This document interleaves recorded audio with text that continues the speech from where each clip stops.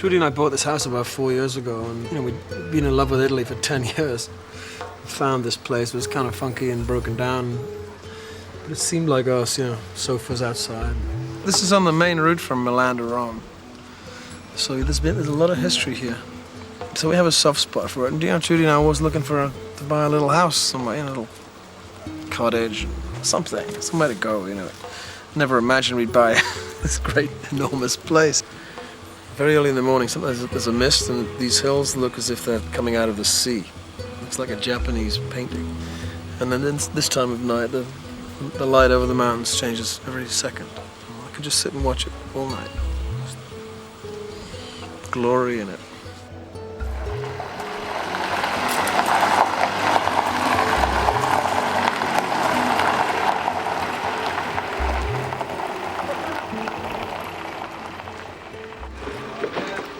I guess 4 months ago, maybe, something like that, I got word that Sting was going to use me on the project.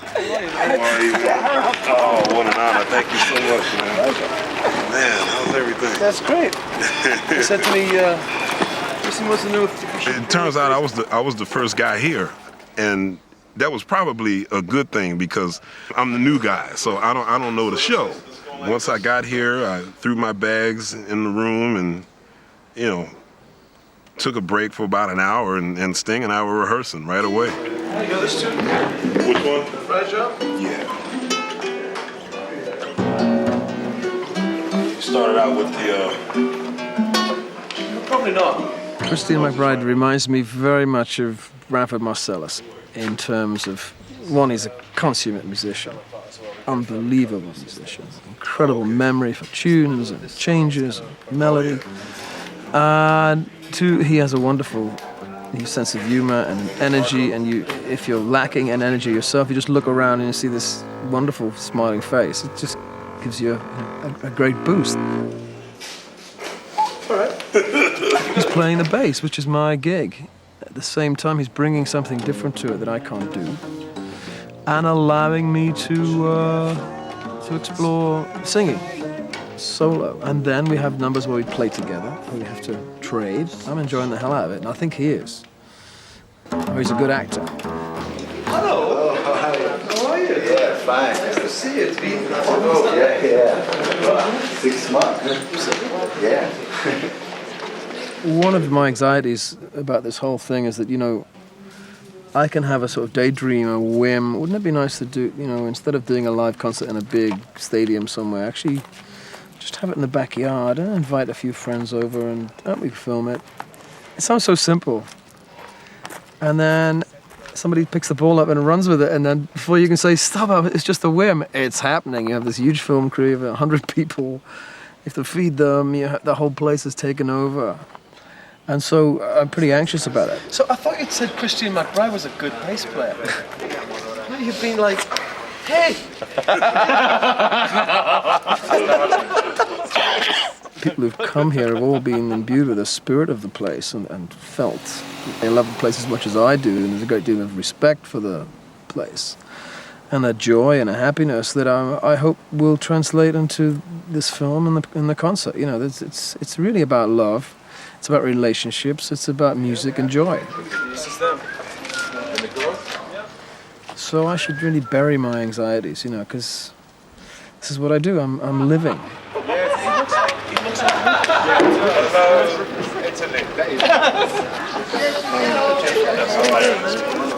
You moved into my house. Yeah, I did. Cool. How you doing? BJ, how are you? Who's missing? Somebody missing. Looks great, huh? Did you bring your hair in a bag? No, because I'd like to wear it. For it.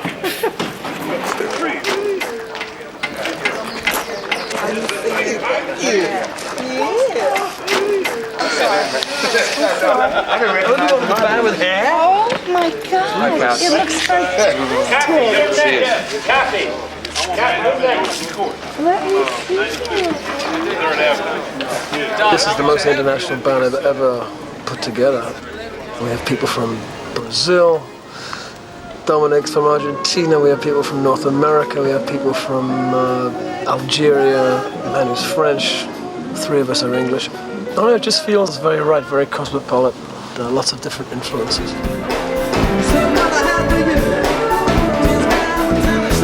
I'm almost kind of shy of live albums. They never seem to capture the size of an event, you know. And so I thought, why don't we do something different? Why don't we make a personal record for people who've seen the show as like a thank you, like an intimate, quiet love letter. That's a great idea. I was working as a musician programmer on a film called The Mighty, a Sharon Stone film, and the director knew Sting and brought him in to write the end credit song, which was basically based on a melody that we'd done for the film. See? I loved Kipper's energy from the first moment we met. Didn't have a very good evening. I had 3 really bad ideas in a row. I just loved his sense of humor. I loved his the spirit. So I said, why don't you come out and visit me in Italy and we'll just, we'll play. And he was going to stay for 3 days, and he stayed the whole year. He was here the whole time, and his poor wife was complaining, where the hell are you? He was working with me. But just try doing the changes as we think we should do them now we haven't got the guitar. We would just jam every evening and just have fun. And during the day, I'd get some ideas for us to start jamming with. We're just doing it totally kind of percussive, and we're not doing it with any rhythm. Next morning, we'd then listen to those ideas and then start refining them. So really, it was just kind of, high-tech jamming. He co-produced that record with me. He's co-producing this one with me. And he's grown in the role. And it's very gratifying to see that, chose him. Not because he was a famous producer at all. He just had an energy. And I recognize that energy as something that I would like to be associated with and use. And it's proved amazingly successful. Just singing it now, I feel that the second verse, where we connect with the rhythm, it should be twice as long. The idea for Fragile as a single came from the record company. Came from Martin Kirschenbaum. He's the A&R on this project. I think what you do is nice. Okay. And he said it would be a great single because it was never a hit. And yet it's a song that everybody knows. He said it's almost a standard. If you play it every night, it's one of those songs that people instantly recognize. That was great. I like that. Up to a lot, Jason. So we come off on that I think. Yeah. You've got to go more rock and roll. More rock and roll? So I wasn't quite sure, but I knew we had to do some work and try and reinterpret it. And Kipper brought in a rhythm, a very contemporary rhythmic sample. And we started with that, and we stretched the verse a little bit and stretched the first chorus, and then we went into the song as people recognize it. And then we developed it in terms of harmony, and it transposes into a different key and then goes back, and then it's an interesting development of the song. I think, if anything, it's matured. The song has matured. I mean, I've been doing the same for 15 years, every night. Gorgeous, Jason. This process has allowed me to see it as a different animal. Very, very first chorus in the song, we do that. Yeah. And the very, very last chorus. Okay, I like you saying that. Like, thank you. It's my contribution to the project. The basic crux of the idea was that we'd create something under pressure that if we took the pressure away, we wouldn't get. We've given ourselves a week to rehearse an entirely new show, rearrange songs, deconstruct them and then reconstruct them. Also to make a single that would be a flagship for this project.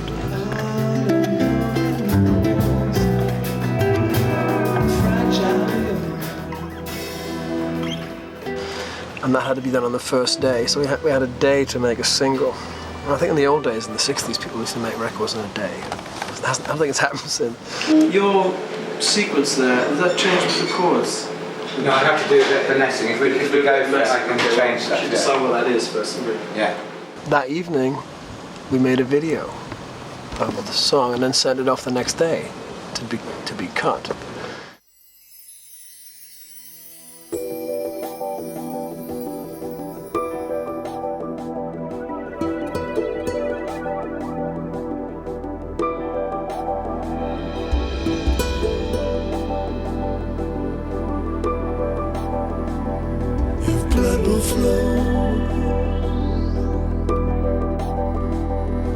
flesh and steel are one.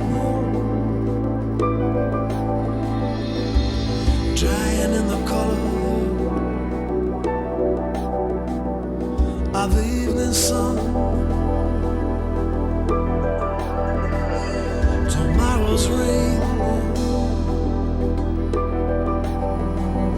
will wash the stains away. Something in our mind will always stay.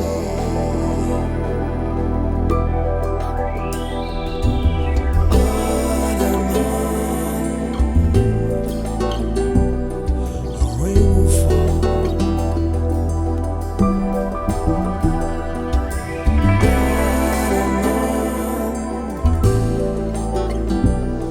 The rain will fall. Perhaps this final act was meant to clinch a lifetime's argument. That nothing comes from violence, and nothing ever could. For all us born beneath an angry star, lest we forget how fragile we are. On and on the rain will fall like tears from a star. Tears from a star. On and on the rain will sing how fragile we are. How fragile we are.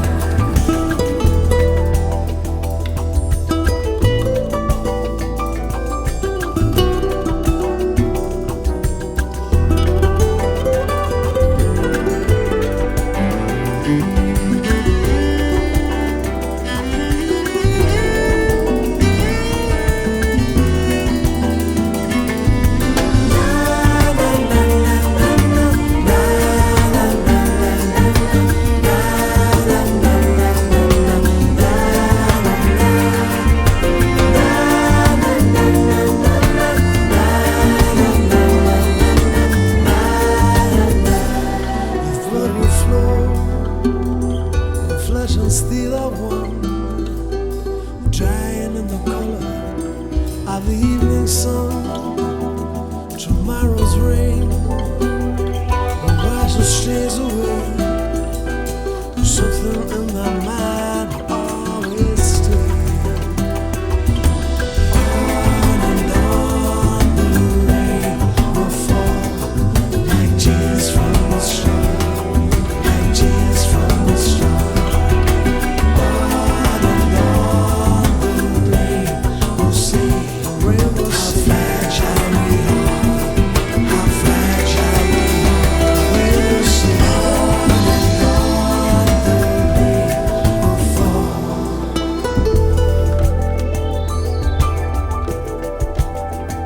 rain will fall. The rain will fall. The rain will fall. The rain will fall. It's got an energy that I think comes from the pressure of having to have done it in a very short time. It's all about pressure as well. It's like, can you handle the pressure? Pressure is one of the biggest drugs of all. That wasn't me. Yes, it was you. That was not me. Yes, it was. I admit you're wrong. I wasn't wrong. I was with you. Play the tape back. I was not with you. No, you were on your own. I Go to your won't, room in a minute. I won't accept Do you want to go that. to your room? Yeah. You do want to go to your room? No. I've never been in a situation like this where it's this much, pressure involved. You know, got the film crew, you got the stage, and it's going to be on the internet, and it's going to be a DVD, and we have to get it all done. You know, we have to have the show good and tight in less than 2 weeks with a new bass player. That's good. I can imagine the pressures Sting must feel, but I really commend him for, still, keeping himself, with a really pleasant vibe. I think it's essential that you have some degree of nervousness, only that, I take my job seriously and I want to please people, I want to please myself. At the same time, I enjoy that. Once I start singing, I enjoy the hell out. You know, it's like playing a game. It's what I'm supposed to do. I find one of the attractions of living here is the people. People are wonderfully warm, and have always welcomed me as a performer and as a person. Working in this environment in terms of being in the home is, for me, definitely the way forward, and not worrying about the technicalities of whether there's builders knocking things into wood next door. It's just like, let's make music, and that stuff will become part of the sound of the album. It's like making demos, except you're making records, and we used to say that on Brand New Day all the time. It's like, we're not making a record, we're just doing some demos and we'll see what happens. And then when the demos were finished, the record was finished. I mean, I think as well, it's a perfect environment, this kind of the calmness for someone in Sting's position in his career. I think if you were a 22-year-old rock band, you'd probably want to be in a city and kind of get some of that energy involved in your music. But, you know, this is, you know, Sting's nearly 50 and he's a craftsman, and we're kind of trying to, as Americans say, raise the bar on his kind of ability of writing songs and his kind of creative inspiration. Painter. Yeah. It's great. I did Peter Gabriel in '86 for the So album, and then we went on tour for Amnesty. And on the first Amnesty tour, Sting was performing there with his band, and we met. That's how we met. And he came to me after one gig and he said, "Man, I'd love to work with you." What was I going to say? I mean, I was a big fan of the Police, so I said, "I'd love to." And I have to say, I have a lot of fun playing with him. Why would you learn something? The first Sting song I ever heard, and remember, it was Every Breath You Take from the Synchronicity record. I just started playing bass, and I told Sting when I met him that that's one of my fondest memories, is remembering him playing upright bass in that video. And, you know, when we get up to the studio, I see it was probably the same bass he used in the video. It's killing, man. It's nicely strange that I'm working with Sting all of a sudden. In 1989 was when I first met Sting. I was actually in the Pretenders at the time. But around that time, I didn't know any of his music. So I wasn't a fan either. I mean, I'd heard the Police on the radio. I thought they were really good. But the first tune that I took notice of is Fragile, but I learned how to play that song in the rehearsal, and I remember saying to him, "Did you write that song? Because I recognize it." And his whole crew fell about laughing, and they hid behind their desks in a fit of giggles, and I thought, okay, well, that's it, I haven't got the job now. 2, 3, then we did something weird like that. That's what we did. But, you know, that's you should try that. I'd been a fan of Sting's before and loved his music, but I remember driving in Woodstock, New York, down this long road, and When We Dance came on the radio, and I just pulled the car over on the side and just sat there and listened to that. It is such a beautiful song. It's like one of my favorite Sting songs, and actually the way they do it tonight is just perfect, with the spareness of it and everything taken out of it. You can really hear that melody.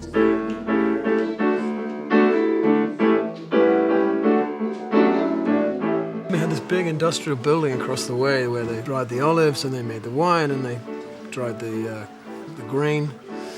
And we built a studio on the top floor. It was a big empty room, really. Put my portable studio in there and started working and just messing around and making music and bringing a friend over to play with me, or Dominic or Kipper. So I wanted to recreate that feeling when I was a kid, you know, that I made music because I liked the sound of it, because it was fun. A lot of kids are brought up with dad doing this mysterious thing in the city, you know, somewhere else. I like to work at home. So if I can be creative at home, that's the best situation for me. But, you know, it's important what they say and what they believe about what I do. And they also see me doing something I love. And that hopefully explains to them why I'm away so much when I do tour, because I spend a long time at sea. Well, there can't be nothing worse than a perfect best songs ever written are about love. But I think love is an important thing to write about, particularly in my position and at my time of life. The experience I've had as a man, as a boy, are all there, and that's what I want to talk about. You remember me when the whistling moves upon the fields of body. You forget the sun in his jealous sky as we walk in fields of gold. Songs have to be simple. They can have a subtext, which you can find, but you shouldn't be singing about an issue. You shouldn't be saying, you know, down with this or down with that. That's just journalism.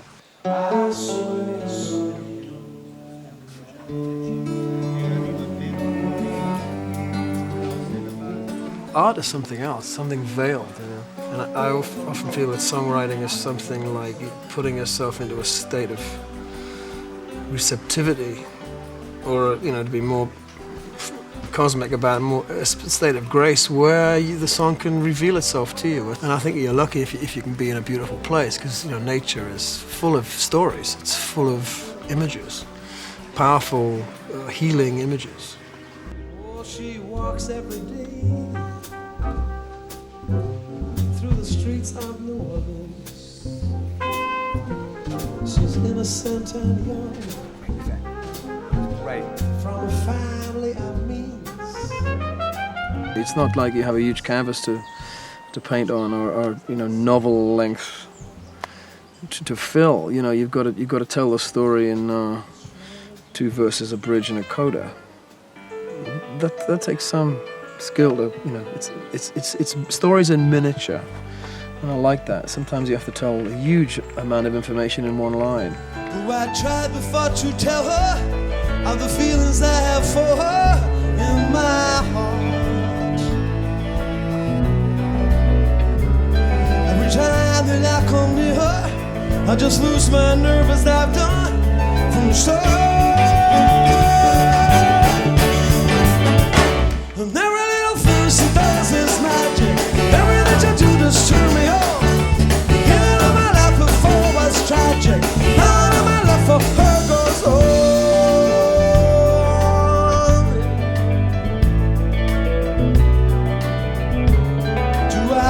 Tell a story of 1,000 rainy days since we first met. It's a big enough umbrella, but it's always me that ends up getting wet. And every little thing she does is magic. Everything she do to turn me on. Even in my life before was tragic. None of my love for her goes on. Every little thing she does is magic. Everything she do to turn me on. Even though my life before was tragic. None of my love for her goes on.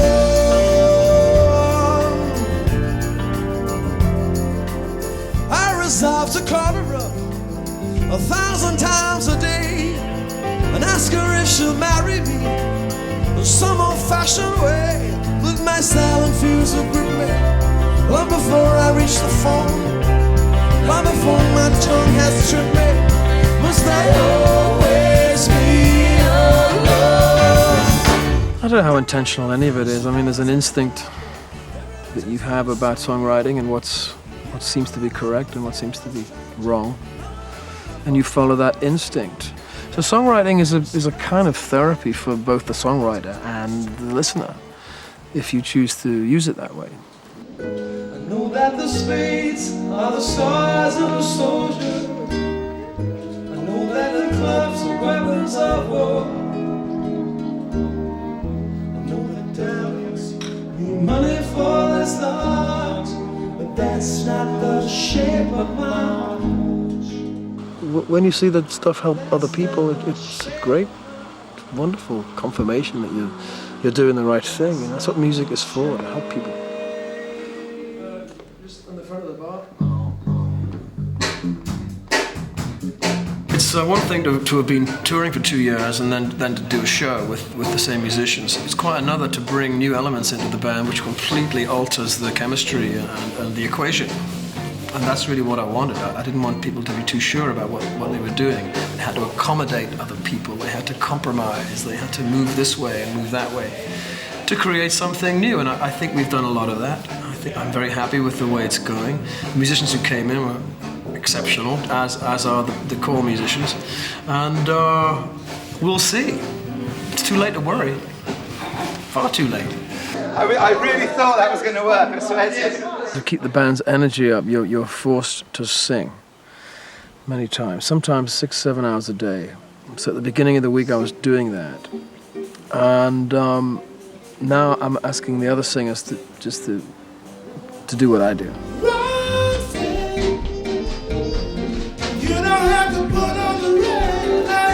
It helps me rest my voice, because I've got a big show tomorrow. And 2, it helps me listen.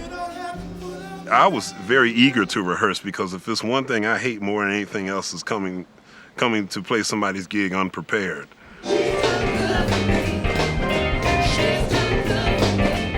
Rehearsal is one of the most difficult things that you do.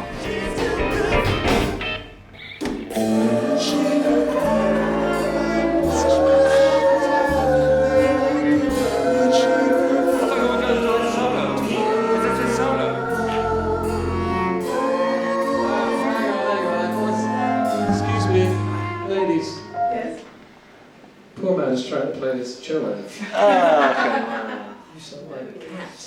I thought it was solo in the place. Yep. Same place. 1, 2, 3, 4.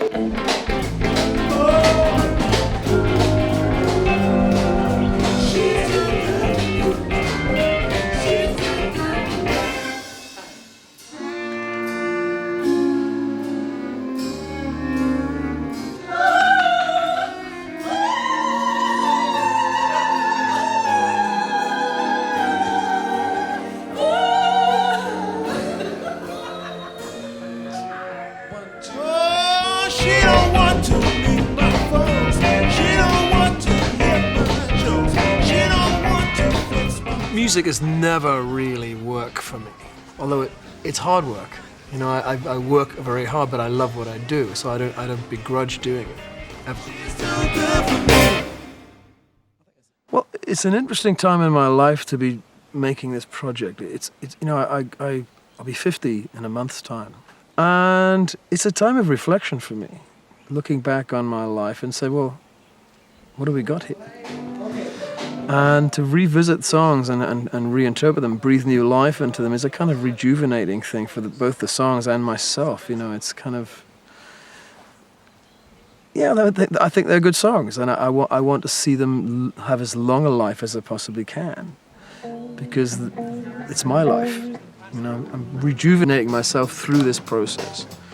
So just stay in time, but manage to stop doing the groove, and let's not make it so.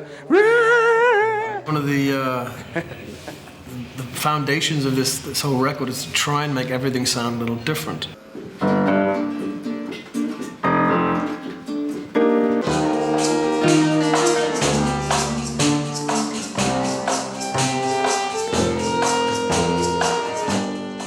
My first musical memory was my mother playing tangos and watching her feet on the pedals move very kind of strangely. Not in time with the music, because you know, soft and loud isn't nothing to do with the music. It's just some mechanical thing. Never quite figure out what she was doing. Eventually, I did. That's my first memory, tango. I find that fascinating. That the song maintains its integrity, no matter what style you put it in. You know, and basically, it's just having fun with it. It's just saying, okay, well, let's just twist this up a little bit and see how quickly people recognize it. And is there a sort of moment where they go, ah, that's what the song is? I mean, I personally find that satisfying. Some people might think it's horrific. Say, oh God, you ruined my favorite song. Well, that isn't the intention. The intention is to find something new, find something fresh flavor.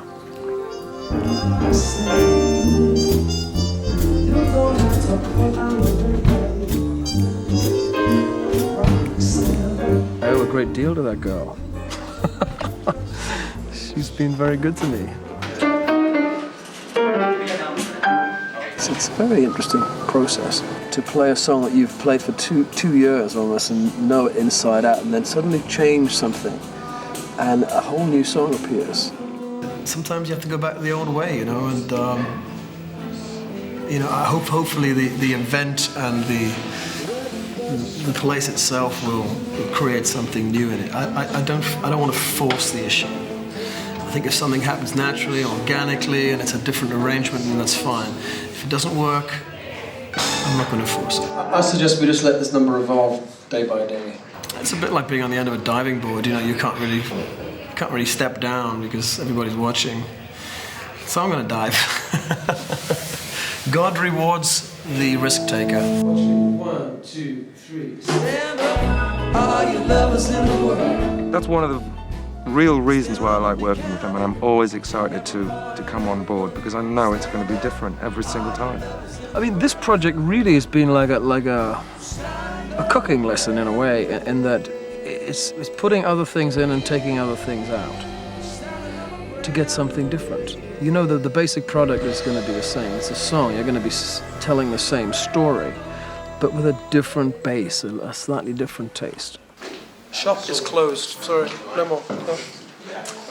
No more. We're closing for the night. I'm sorry. No more service. Good night. Well, it's going pretty well. There's about 100 people here. The carpenters, technicians, musicians. It's going far better than I thought at this point. I'm really excited. I think I should have told Trudy. She only went away for the weekend. She doesn't know about this? No. Wow. I don't know, man. If I don't know. I've never been married, but I think you should have mentioned something about that. You think she'll be upset? No.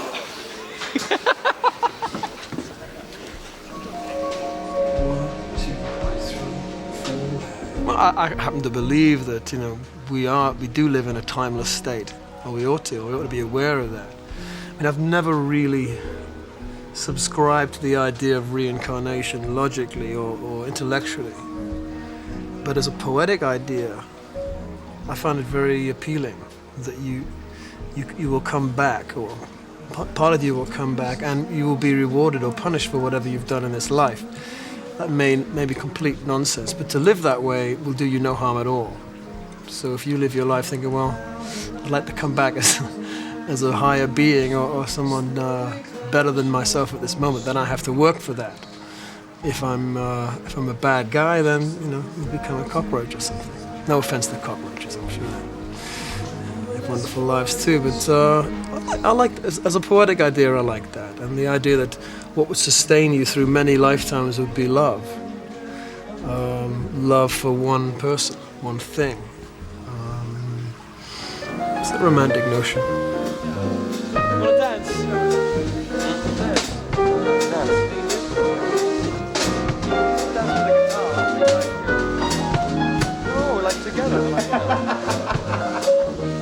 I was never shy about singing for some reason. Shy about everything else, but not singing.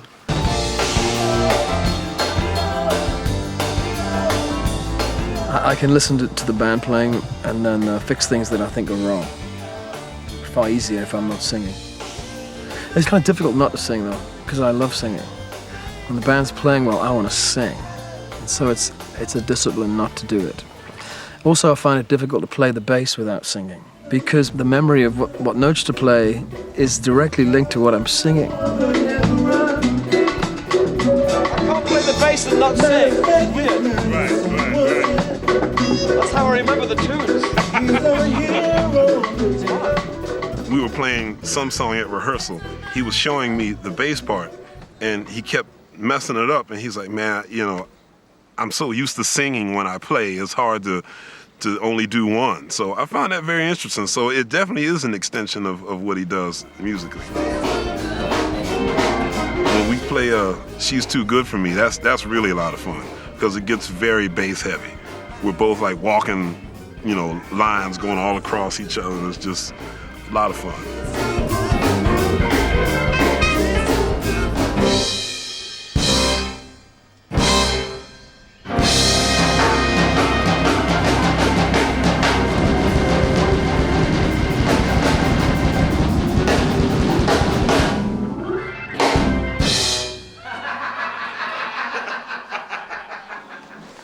All this time. Remember the riff? I don't.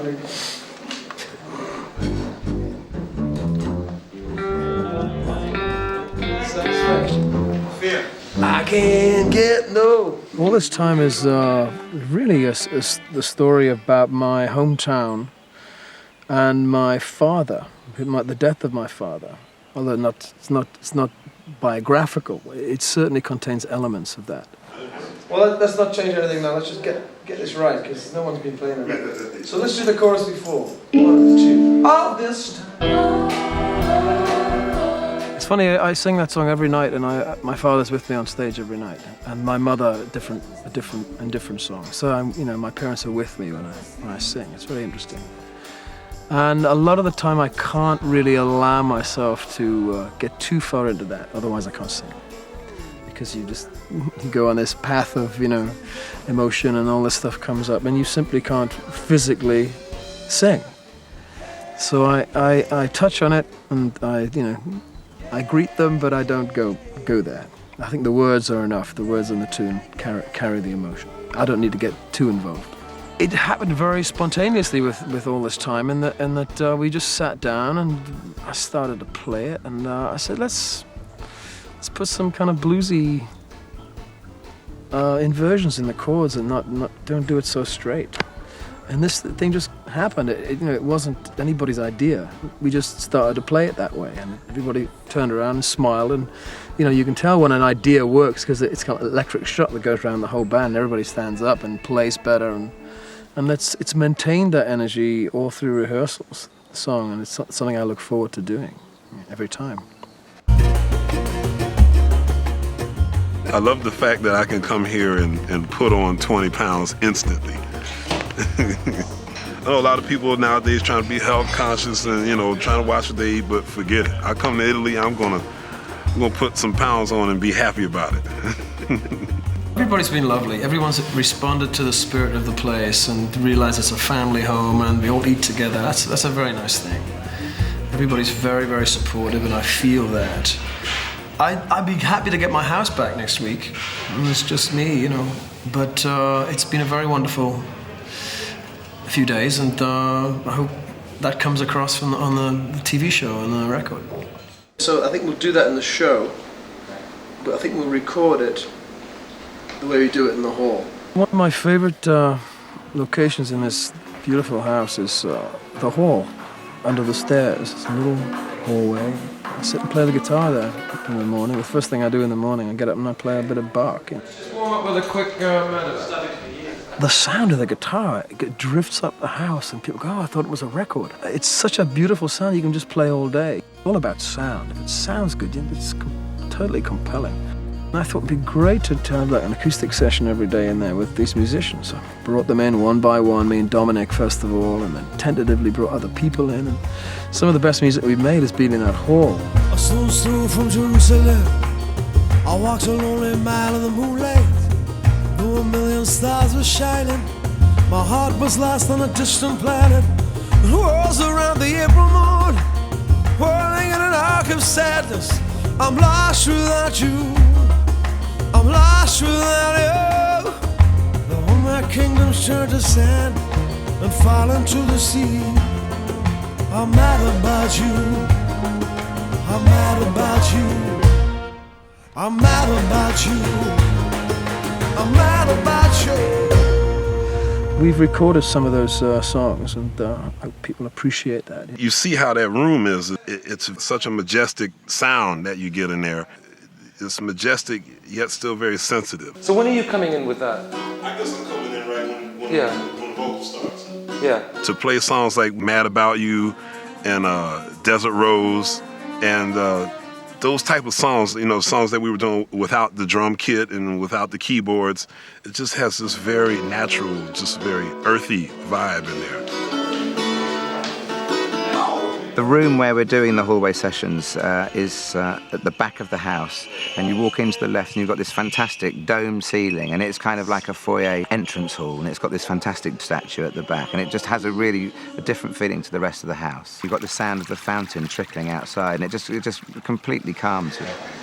I mean, I think we should definitely record this in the house, not here. There's something about that room. Yeah, there's something about the room's fantastic. Same with Mad About You. So the whole thing wouldn't be from the one.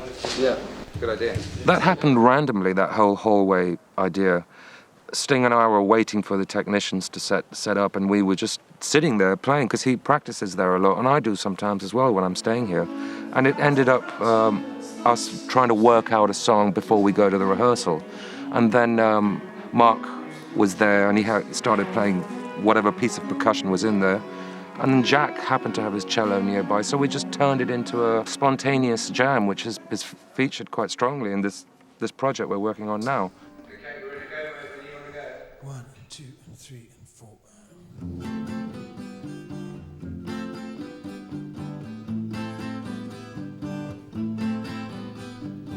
Young teacher, the subject of schoolgirl fantasy.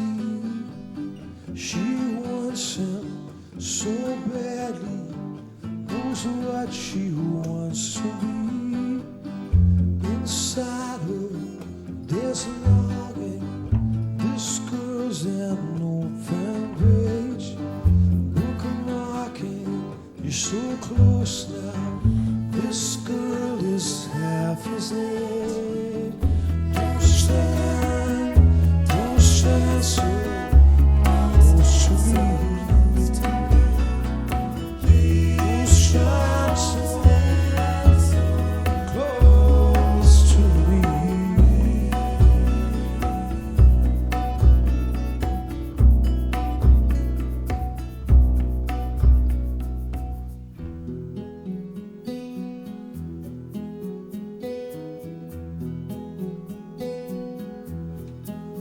If he loved you, Well, both songs were written on the guitar. One in 1978 or something, and the other one in the 90s. It was just me sort of doodling on a guitar and finding a riff, and then just having a story told to me and then retelling it. I don't know how connected they are in terms of the story, but they do cast a shadow on each other. One is about a love between a teacher and a pupil. Totally unbiographical, by the way. I just imagined it. And the other is between a man and a married woman who's married to someone else. That triangle interests me.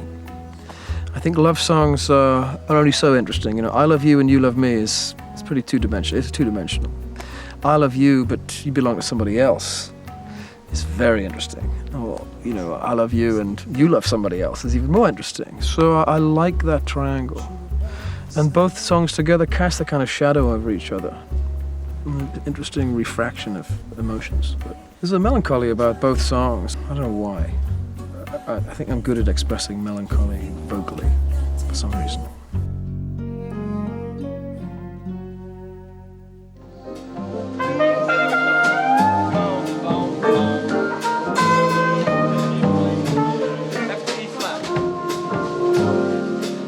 On a personal level, just to play these songs is a lot of fun, but to play these songs in a live performance and watch the people react to it, that's going to be something really special. modesty, propriety, the least of notoriety. But you could end up as the only one. Gentleness, sobriety, so rare in the society.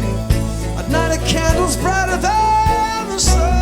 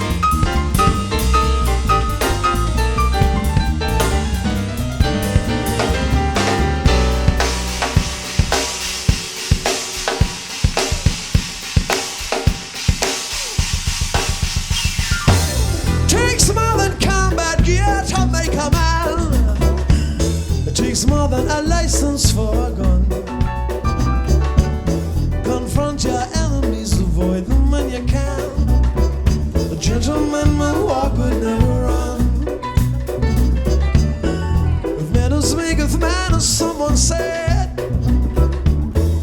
he's the hero of the day. It takes a man to suffer ignorance and smile. Be yourself, no matter what they say. Be yourself, no matter what they say. Come on now. Be yourself, no matter what they say. Be yourself, no matter.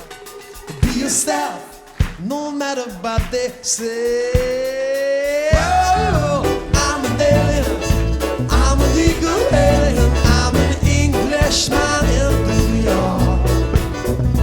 Whoa, I'm an alien, I'm a legal alien, I'm an Englishman in New York.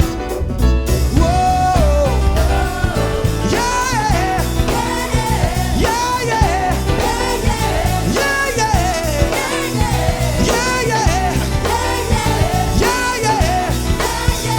I'm an Englishman in New York.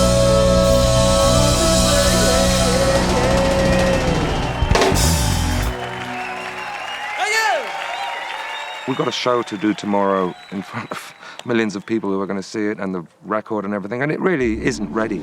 Let's just take it from before the solo, the half before the solo. I personally think we've rehearsed enough. We know it. Yeah, It's pretty damn good. At the same time, I don't want to rehearse spontaneity out of the show. So there will be a certain amount of tightrope walking without a net. I think that's essential. People should go on the stage feeling, okay, we've really got to make this work. It's not cast iron, it's not watertight. I don't want it to be watertight. I want it to be a little risky. And just enjoy it. I mean, that's the thing. We know what we're doing. We should just have a good time. That's it. It's just D to G. I mean, what will make it great, really, is really what we're doing now, is preparation. Preparation is absolutely what it's all about. You cannot over-rehearse this stuff. Sometimes, the road takes its toll, and sometimes you got to just kind of wise up and just cut out before you die, What's very gratifying for me as a band leader is that I don't have to drag people through the whole process, almost against their will. I will do a rehearsal and I say, okay, have a rest now. They all go and do their own work on the project, alone or in groups. The horn section decides that they need to rehearse on their own. That's all for the horn rehearsal, ladies and gentlemen. We'll see you tomorrow in the sound check. Kipper decides to do something. That's very gratifying for me because I think all the time. I don't stop thinking. I can't even sleep for thinking. So when I'm helped this way by this enthusiasm and this spirit of it's our thing is just as much as yours, I think it's wonderful. Because it'd be impossible otherwise. He'll have fun, guys. He will. Yeah. I really. Will he hate it? Yeah. I couldn't have done this work for 20 years, almost being permanently on the road, in any other way. In other words, I'm supported by the people I work with, and I feel as if when I walk out on there, they're right behind me every night. They actually like me, and I love them. And it's without that connection, I would be very isolated, very lonely, and miserable. And so it's essential that I have the sense of family around me, because they are my family. I have a beautiful wife and beautiful children, but I can't take them with me everywhere. Impossible. But I have this secondary family which I've adopted over 20-odd years, and the best people stayed. He's got two percussionists. He's got Jason playing the acoustic piano and Kipper playing the keyboards, and Jeff playing the organ, electric bass and acoustic bass and guitar. He has all these elements going on at the same time, and it's working, and it's very soft, and it's very sensitive, and that was probably the most surprising thing, because on some nights my band is way louder than this, and there's only 4 guys. And it made me think to myself, like, I better rethink some things when I go home. Well, the more people that you have working on stage, the harder it becomes. That's for sure. And I mean, for instance, we have 3 people playing percussion now, and they have different approaches to the actual tempo. Forget the groove; they have a different tempo, which is a disaster sometimes. Yeah, I quite like it. But the tempo is not different. je ne sais pas. No, yesterday it's more. It's relevant. Well, it's early, just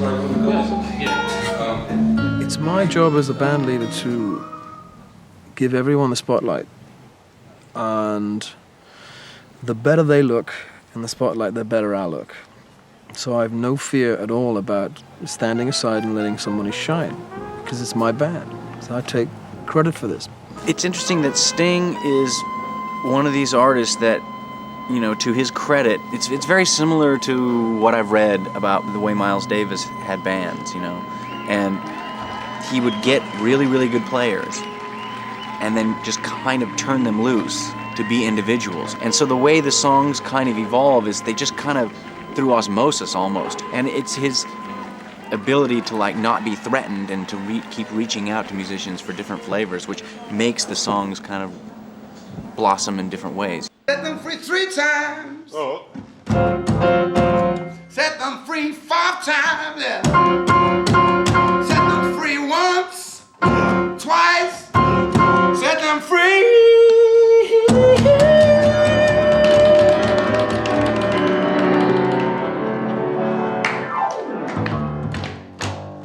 Thank you, good night. That's the end of the show, ladies and gentlemen. Tip your waitresses.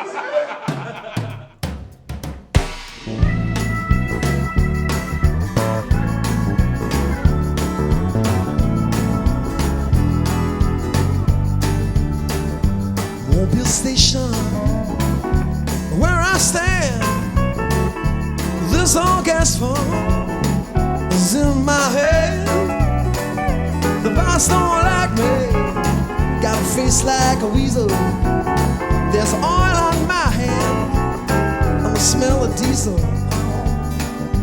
Here come a big shot from the city. V8 engine, she runs so pretty. Fill her up, son, on lady. I need a full tank of gas where I'm headed. Now up in the front seat, a pretty redhead. We're going to Vegas, oh, we're gonna get wet. Fill her up, son, and don't be staring. Yeah, that's a real diamond she'll be wearing. Oh, I wanna take my baby one day. I wanna fill her up and head west. I can't understand Sting's fascination for country music. You know, I'm not a country musician. I respect country music greatly. I think it's a very simple way of telling a story. But there's a kind of irony in me doing it. It's always kind of humorous, you know, because it's not expected of me. Okay, he puts a twist in it. A good example of that would be I'm So Happy I Can't Stop Crying. I'm so happy that I can't stop crying. I'm laughing through my tears. What's clever about that song is that we're dealing with a very, very serious subject, which is divorce. Can't stop crying. He's putting it to this kind of country setting, which is completely ridiculous, and that's really the twist. Yes, I've been divorced, and if there's been one failure in my life, it was the failure of my first marriage. I think a lot of people relate to that song, you know, especially when you have children. So there's a kind of catharsis involved in writing about an issue like that. Yes, I know that mood very well.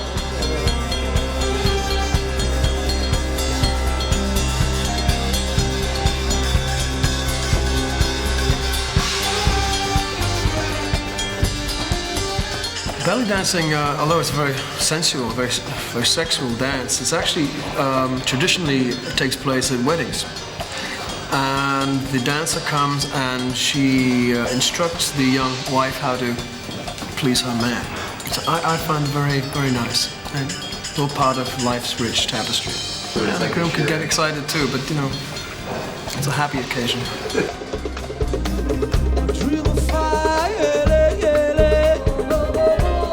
Sting is, in the last couple of years, I think has got very interested in Arabic music, hence the Desert Rose and Cheb Mabi's involvement. And I think it's a really good musical influence to bring into his world, which hasn't really happened before. And we all like it. I love Arabic music. Desert Rose began as just a jam, and I was playing with the guitar, and I started to play in this kind of oriental mode.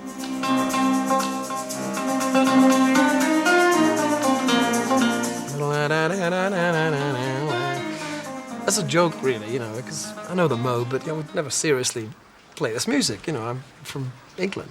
I started playing with it, and thought, okay, we'll put another chord in there. Let's develop it this way. And we finished. What you can do with that? I don't know. It's fun.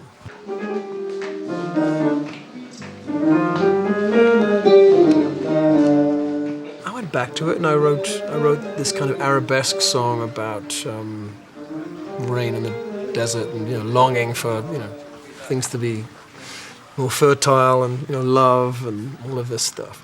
But also there's a Sufi idea that romantic love is really just an analog for more philosophical longing, that the love of a woman is actually the love of God. I like that idea. So I finished the song, and I listened to it back, but it lacked an authentic voice, really. It was just me playing a role, So I went back to Paris, and I made some inquiries, and the biggest star in rhyme music in France, in the world, is Cheb Mami.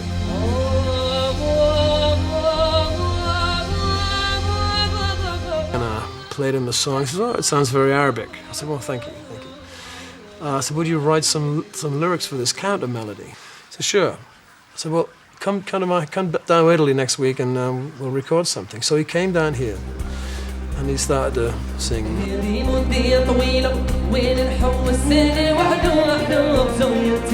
And it sounded beautiful.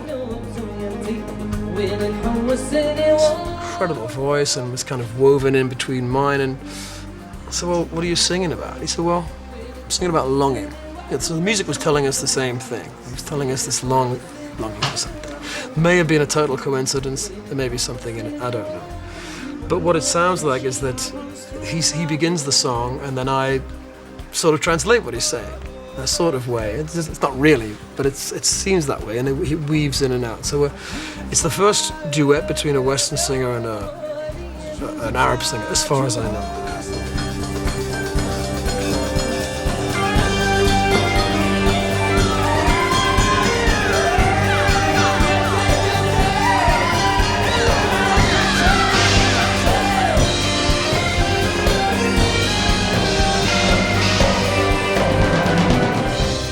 Everybody loved this song, and then we took it to the record company. He said, "Yeah, we love this song, but we're not sure we can get on the radio." I said, "Well, why?" He says, "Well, there's an Arab guy singing on the front."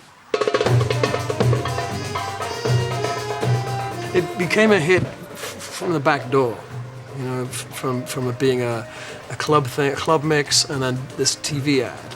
But in a way, it was good that it happened this way, because Brand New Day came out, and it did reasonably well.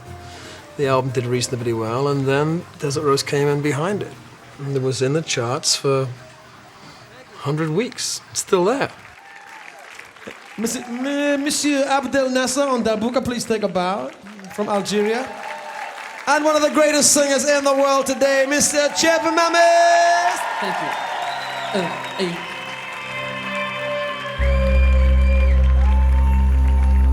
Yeah.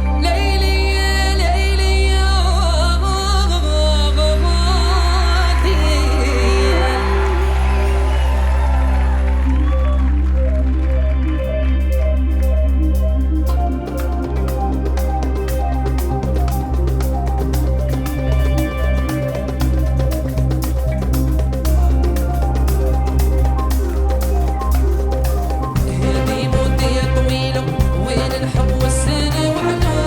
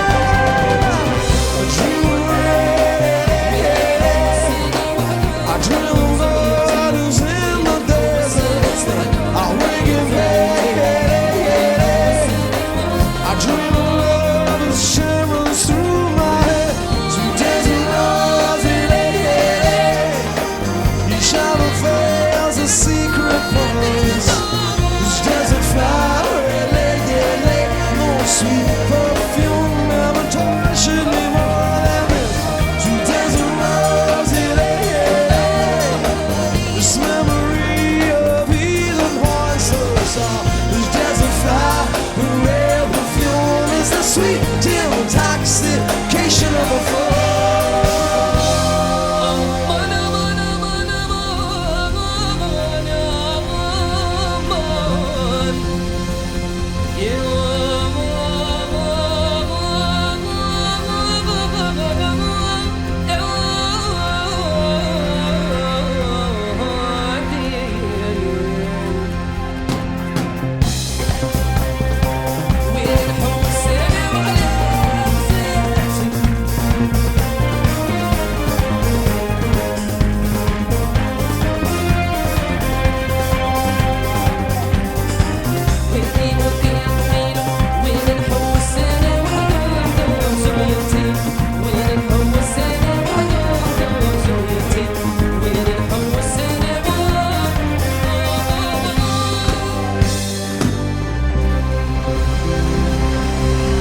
Mr. Jeff Mammy and the beautiful Miss Haifa! Thank you, Steve.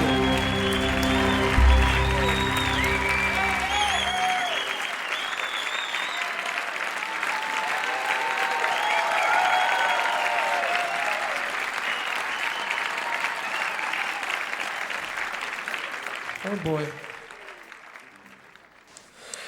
Well, we got through the first night and the dress rehearsal with the business people and the local dignitaries, and it went well. And it was a dress rehearsal that was very good. And we're sort of basking in that success and having lunch together, and we've all had a fantastic week, a beautiful time, all of us. And suddenly this news came into the thing that some planes had crashed into the Twin Towers, and it just seemed so unlikely. And I couldn't believe it. And then we watched the TV, and there was these devastating images of madness. Like the world had just suddenly gone crazy. Your most apocalyptic nightmare come to pass, and we were all in shock. I think as everyone in the world was. So, and then we had to think, well, hang on, we were supposed to do a show tonight. Suddenly this global nightmare enters the garden. Okay, everybody, let's sit down and speak our minds here. Okay, well, what was to be a joyous occasion now simply can't be. Anybody says to me, this thing I can't play, I'll say, you're right, I'm not even sure I can sing. The world has changed in the past 2 hours, You don't think there's the positive, display of hope and playing music? Not, I'm not saying the whole show, but maybe you alter the show a little bit, but still play music, because for me it's just more devastating to just the emptiness of like everyone coming together and just going, and nothing happening. How does everybody else feel about that? I can't see doing a whole show. I think that's totally out. I think at best maybe pick some certain songs to do, but certain songs I just can't see doing, man. I definitely think we should play Fragile. And I think there's a strong case for picking out some songs that we all agree would be appropriate. By looking at the songs and making careful selections of an amount of material that you're going to communicate a message that's kind of a message of hope, but a message of respect. I really want to hear a consensus here, because Jeff, what do you feel? I think we should play. We should pick what's appropriate. And just. Well, I think if you don't play something, it's going to feel like another bombing. I mean, this is a big moment for the people coming here, and going back to Chris's point, is we don't want it to be another bombing here. Nami, do you want to say something? Moi, je pense que par solidarité à ceux qui sont morts aujourd'hui, il y a quand même des gens qui pleurent leurs morts. C'est très dur de faire la musique. Parce que nous, on fait la musique avec le cœur, alors s'il y a des gens qui sont morts, c'est très dur. All I want to do is play. I think we should play. Because sitting around sucks. You know. You guys know I'm really freaked out by this, but I need to sing something. As tired as I am, as freaked out as I am, as hoarse as I am, I need to sing something because I need to get this out. I also don't like the feeling of letting them win. Because when they do this, they stop everybody from living. You know, and I think somebody has to say no. You can't stop us.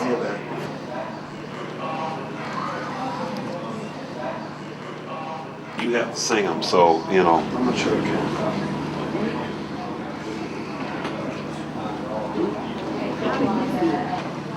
But you know what? I don't think it really matters whether you can sing them or not. You know, I mean, to me, it's about the effort. It's about the statement. It's not about the perfection because there is no perfection. It's thinking about the other people because this is a time when that's the sort of things we should be doing, is actions that are for others. So, you know, I think that doing the Fragile song, because we're doing it as a positive statement for the people that have died, but then also for the show, I think we have to see what the people who come want. You know, 1,000 years you could do. But love you can't do. All this time, I do not want to sing that. No. We should tell people that there's going to be one song and that then we're shutting down as a mark of respect for those who've lost their lives.